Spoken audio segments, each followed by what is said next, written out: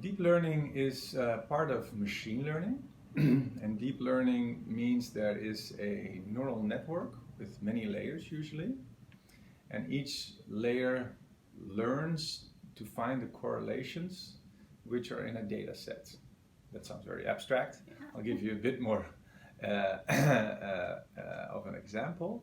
For instance, one of the cases that has been well researched is something called a problem diabetic retinopathy.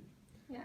Diabetic retinopathy is a eye disease where people have diabetes, which is a problem with their glucose in their blood, and this process will continue for many years, where the glucose levels are not well regulated.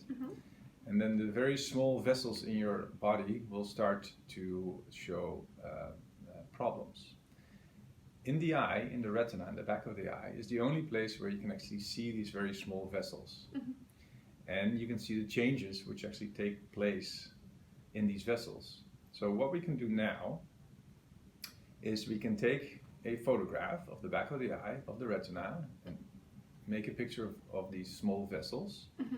And a computer system can recognize all the changes in the vessels, and it can tell us either there's no diabetic retinopathy, so there's no damage to the vessels in the eye, or there's some damage to the vessels in the eye, but it's not dangerous to the vision of the person, or it's what we call sight-threatening